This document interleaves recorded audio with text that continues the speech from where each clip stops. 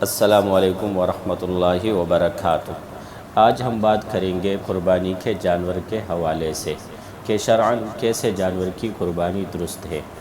جیسا کہ آپ کے علم میں ہے کہ قربانی کا جانور بارگاہ خداوندی میں پیش کیا جاتا ہے اور قربانی ایک عبادت ہے۔ حضرت زید بن ارقم رضی اللہ تعالی عنہ فرماتے ہیں کہ صحابہ اکرام نے رسول اللہ صلی اللہ علیہ وسلم سے پوچھا، یا رسول اللہ ما هذه الاضاحی، کہ یا رسول اللہ یہ قربانی کیا ہے؟ آپ نے فرمایا سنت ابیکم ابراہیم علیہ السلام، کہ یہ تمہارے باپ حضرت ابراہیم علیہ السلام کی سنت ہے۔ انہوں نے عرض کیا وما لنا فیہا یا رسول اللہ، اس میں ہمارا کیا فائدہ ہے؟ آپ نے فرمایا تمہارا فائدہ یہ ہے کہ تمہیں قربانی کے جانور کے ہر بال کے بدلے ایک نیکی ملے گی۔ بکل شعرۃ حسنہ قالوا فالصوف یا رسول اللہ، صحابہ نے پوچھا یا رسول اللہ جن جانوروں کے بدن پر اون ہے اس اون کا کیا حکم ہے؟ آپ نے فرمایا قال بکل شعرۃ من الصوف حسنہ، کہ اون کے ہر بال کے عوض بھی ایک نیکی ملے گی۔ یعنی ایک عظیم عبادت ہے۔ اس عظیم عبادت کو سر انجام دیتے وقت یہ خیال رکھنا ضروری ہے کہ ہم جس جانور کو خرید رہے ہیں آیا وہ اس کی قربانی کی جا سکتی ہے یا نہیں۔ تو اس حوالے سے دو چند باتیں آپ حضرات کے سامنے بیان کروں گا۔ اس لیے بہت ہی عمدہ، موٹا، صحیح سالم، عیبوں سے پاک ہونا جانور کا ضروری ہے۔ حضرت علی المرتضیٰ رضی اللہ تعالی عنہ فرماتے ہیں کہ حضور صلی اللہ علیہ وسلم نے ہمیں حکم دیا کہ قربانی کے جانور کے آنکھ کا خوب اچھی طرح دیکھ لے اور ایسے جانور کی قربانی نہ کرے جس کے کان کا پچھلا حصہ یا اگلا حصہ کٹا ہوا ہو، اور نہ ایسے جانور کی قربانی کرے جس کا کان چیرا ہوا ہو یا جس میں سوراخ ہو۔ یعنی نبی علیہ السلام نے اس حدیث مبارکہ میں جانور کے خاص اعضاء کا ذکر فرمایا۔ آنکھ جانور کو خوب دیکھ لیا کرے، کان دیکھ لیا کرے، اور پچھلا اگلا حصہ، کان کا اگلا حصہ وہ دیکھ لیا کرے۔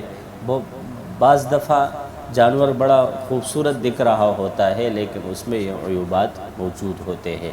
تو جب بھی ہم منڈی جائے، ہمارے دوست احباب جائے، ہم اپنے دوست احباب کے ساتھ جائے تو جانور کو خوب غور سے دیکھیں۔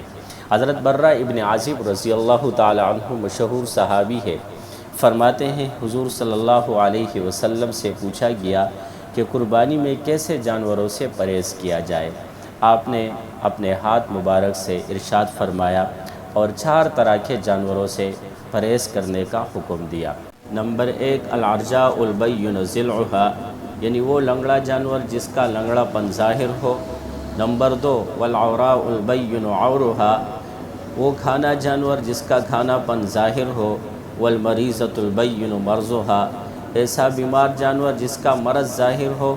والعجفاء التی لا تنقی، ایسا دبلا اور مریل جانور جس کی ہڈیوں میں گودا تک نہ رہا ہو۔ یعنی یہ 4 قسم کے ایسے جانور ہیں جس سے پرہیز کرنا ضروری ہے۔ ان احادیث کی تشریح میں، وضاحت میں فقہاء اکرام نے مزید وضاحت کی ہے کہ جانور بالکل اندھا نہ ہو، بالکل کھانا نہ ہو، یا ایک آنکھ کی تہائی یا اس سے زیادہ کی روشنی نہ جاتی رہی ہو، ایک کان کا حصہ، تہائی حصہ یا اس سے زیادہ کھٹا ہوا نہ ہو، دم کٹی ہوئی نہ ہو۔ یعنی وہ تمام باتیں ہیں جس کا ایک جانور میں دیکھنا ضروری ہے، اور زیادہ دبلا پتلا کمزور بھی نہ ہو، مگر اتنا زیادہ دبلا پتلا اگر نہیں ہے تو اس کی قربانی ہو جائے گی، لیکن وہ ثواب کہاں ملے گا جو موٹے تازے جانور کی قربانی میں ملتا ہے۔ اللہ کی بارگاہ میں پیش کرنے کے لیے گری پڑی حیثیت کا جانور اختیار کرنا ناسمجھی بھی ہے اور ناشکری بھی ہے۔ ایک یہ مسئلہ بھی یاد رکھے کہ جو جانور 3 پاؤں پر چلتا ہو اور چوتھا پاؤں یا تو ہے ہی نہیں سرے سے، یا چوتھا پاؤں ہے مگر اس سے چل نہیں سکتا، یعنی چلنے میں اس سے کچھ سہارا نہیں لیتا، تو اس کی قربانی درست نہیں ہے۔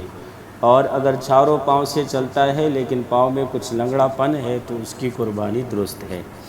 اسی طریقے پہ یہ مسئلہ بھی یاد رکھیں جس جانور کے بالکل دانت نہ ہو اس کی قربانی درست نہیں، اور اگر کچھ دانت گر گئے ہیں لیکن جو باقی ہے وہ تعداد میں گر جانے والی دانتوں سے زیادہ ہے تو اس کی قربانی درست ہے، اس کی قربانی ہو سکتی ہے۔ اور اگر کسی جانور کے پیدائش ہی سے کان نہیں تو اس کی قربانی درست نہیں، اور اگر دونوں کان ہے اور صحیح سالم ہے لیکن ذرا چھوٹے چھوٹے ہیں تو اس کی قربانی ہو سکتی ہے۔ تو یہ وہ تمام باتیں ہیں جو جانور خریدتے وقت اس کا خیال رکھنا اور دیکھنا ضروری ہے۔ اللہ تبارک و تعالی ہمیں دین کی اصل عروج سمجھنے کی اور اس پر عمل کرنے کی توفیق عطا فرمائے۔ Hey there. Subscribe to my channel. And also press this bell icon.